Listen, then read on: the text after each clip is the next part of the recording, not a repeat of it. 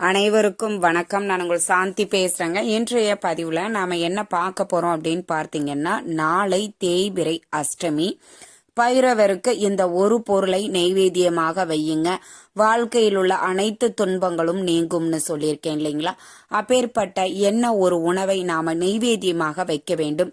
இந்த தேய்பிறை அஷ்டமி அன்று பைரவரை நாம எப்படியெல்லாம் வழிபாடு செய்யலாம் அப்படிங்கறத பத்தி தான் இந்த பதிவுல நாம தெளிவாக பார்க்க போறோம். வாங்க வீடியோக்குள்ளார போகலாம். இப்போ பார்த்தீங்கன்னா, நாளைக்கு நம்மளுக்கு தேய்பிறை அஷ்டமி வருகிறது. ரொம்ப ரொம்ப சிறப்பானது. ஏன் அப்படின்னா, இந்த சனிக்கிழமையோடு வரக்கூடிய அஷ்டமி அப்படிங்கிறது ரொம்ப ரொம்ப சிறப்பான பலன்களை நம்மளுக்கு கொடுக்கும். சனிக்கிழமையில் வரக்கூடிய பிரதோஷத்தை எப்படி சனி மகா பிரதோஷம் அப்படின்னு சொல்றோமோ, அதே மாதிரி சனிக்கிழமைகளில வரக்கூடிய இந்த அஷ்டமிய சனி மகா அஷ்டமி அப்படின்னு நாம சொல்லுவோம். சனிக்கிழமை அன்று அஷ்டமியில பைரவரை நாம வழிபட்டோம் அப்படின்னா நம்ம வாழ்க்கையில் இருக்கக்கூடிய அனைத்து விதமான துன்பங்களும் கஷ்டங்களும் நீங்கும். நம்முடைய பிரச்சனைகள் அனைத்தும் தேய்ந்து கொண்டே போய் காணாமல் போய்விடும் கூடிய ஒரு அதி அற்புதமான வழிபாடு அப்படின்னா இந்த அஷ்டமி வழிபாடு. அதற்கு அடுத்தது பார்த்தீங்க அப்படின்னா, இந்த பைரவர் வழிபாடு நம்முடைய வீடுகள்ல செய்ய முடியாது. அதை நல்லா ஞாபகம் வச்சுக்கோங்க. சொர்ண ஆகர்ஷண பைரவர் படம் வச்சிருக்கிறோம், நாங்க வீட்டுல வழிபாடு செய்யலாமா அப்படின்னு கேட்டீங்க அப்படின்னா, நீங்க அகல் விளக்குல நல்லெண்ணெய் ஊற்றி தீபம் ஏற்றி இப்ப நான் சொல்லக்கூடிய வழிபாடுகளை செய்யலாம். ஒரு சில தீபங்களையும் வீட்டுல நீங்க ஏத்தக்கூடாது. பொதுவாக பைரவர் வழிபாட்டுல முக்கியமான தீபங்கள் இருக்குது. 1 நல்லெண்ணெய் தீபம், 2 பூசணிக்காய் தீபம், வெண் பூசணிக்காயில தீபம் போடுவாங்க. இன்னொன்னு மிளகு தீபம். இந்த மிளகு தீபம், பூசணிக்காய் தீபம், இது இரண்டுமே நீங்க வீடுகள்ல ஏற்றவே கூடாது. நீங்க சொர்ண ஆகர்ஷண பைரவர் படம் வச்சிருந்தாலுமே வீடுகள்ல இந்த தீபத்தை ஏற்றக்கூடாது. அதை நல்லா ஞாபகம் வச்சுக்கோங்க. கமெண்ட்ஸ்ல ஒரு தோழி கேட்டிருந்தாங்க, நாங்க வீட்லயே இந்த தீபத்தை ஏத்த முடியாதா, கோவில்ல மட்டும்தான் ஏத்தணுமா அப்படின்னு கேட்டிருந்தீங்க. கண்டிப்பா இந்த தீபங்கள்லாம் நம்ம வீடுகள்ல ஏற்றக்கூடாது. உங்க வீட்டிற்கு அருகில் இருக்கக்கூடிய சிவ ஆலயங்கள் இருக்குதுன்னா கண்டிப்பா அங்க பைரவர் சந்நிதி அப்படிங்கிறது இருக்கும். கண்டிப்பா அங்க போய் நீங்க இந்த பூசணிக்காய் தீபம், மிளகு தீபம் எல்லாம் நீங்க அங்க போய் ஏற்றி கொள்ளலாம். சரிங்க. இப்போ நான் சொல்லக்கூடிய இந்த ஒரு முறையில எளிமையா நீங்க வழிபாடு செய்யுங்க. உங்க வீட்டிற்கு அருகில் இருக்கக்கூடிய சிவ ஆலயங்களுக்கு சென்று பைரவர் சந்நிதி கண்டிப்பா இருக்கும். அங்க எத்தனை மணிக்கு பூஜைகள் செய்யறாங்க அப்படிங்கிறத கேட்டு தெரிஞ்சுக்கோங்க. அந்த நேரத்துல போய் பைரவருக்கு அபிஷேகத்திற்கு தேவையான பொருட்களை வாங்கி கொடுங்க. உங்களால என்ன பொருள் வாங்கி கொடுக்க முடியும்? ஒரு 1/2 லிட்டர் பால் தாமா எங்களால முடியும் அப்படின்னா கூட பரவாயில்ல. உங்களால என்ன வாங்கி கொடுக்க முடியுமோ அதை அபிஷேகத்திற்கு வாங்கி கொடுங்க. அந்த அபிஷேகத்துல கலந்து கொண்டு இப்ப நான் சொல்லக்கூடிய இந்த நெய்வேத்தியத்தை நீங்க வீட்டிலேயே செய்து எடுத்துட்டு போகணும். என்ன அப்படின்னா, கருப்பு உளுந்து வடை. இத 11 அப்படிங்கிற எண்ணிக்கையில செஞ்சுக்கணும். நிறைய ஜீரகம் மிளகு மட்டும் போட்டு இந்த வடைய செய்யணுங்க. நீங்க மிளகாய், அதே மாதிரி வெங்காயம் இது எதுவுமே போடக்கூடாது. வெறும் மிளகு சீரகம் மட்டும் போட்டு தான் உப்பு போட்டு இந்த வடைய செய்யணும். இது 11 அப்படிங்கிற எண்ணிக்கையில நீங்க எடுத்துக்கொண்டு அதை ஒரு மாலையா கட்டி வீட்டுல இருந்து எடுத்துட்டு போங்க. அங்க இருக்கக்கூடிய குருக்கள்கிட்ட கொடுத்தீங்கன்னா அவங்க பைரவருக்கு சாத்திடுவாங்க.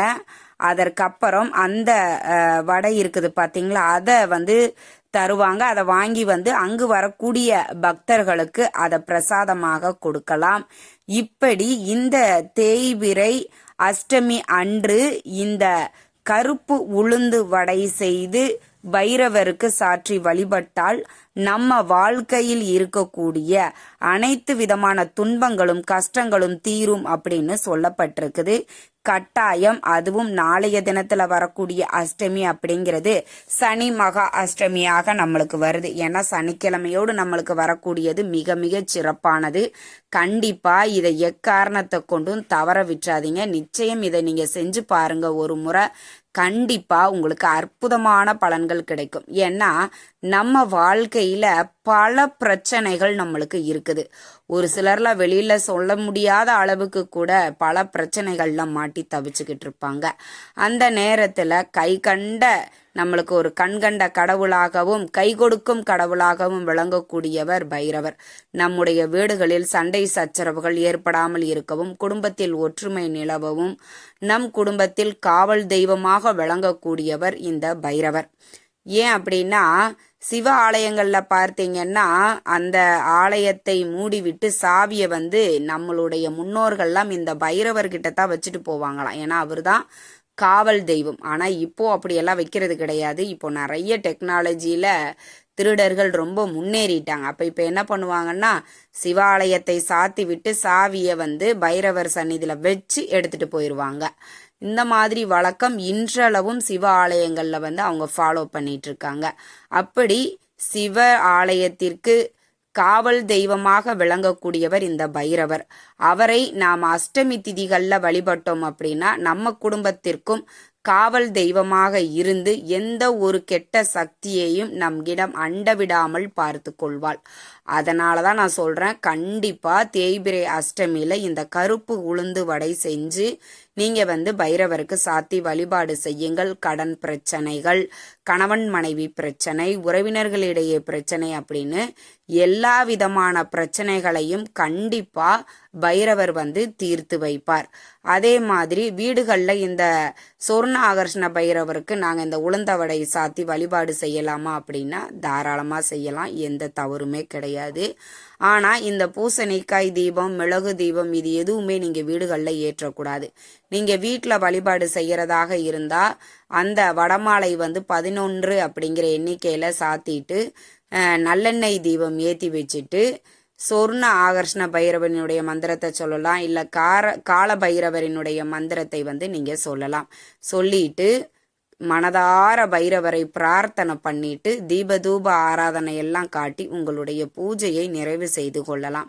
இப்படி தேய்பிரை அஷ்டமியில பைரவரை விரதம் இருந்து யார் ஒருவர் வழிபாடு செய்கிறார்களோ அவர்கள் வாழ்க்கையில் சகல விதமான சந்தோஷங்களையும் கொடுப்பார், எல்லா விதமான பிரச்சனைகளையும் தீர்த்து வைப்பார்.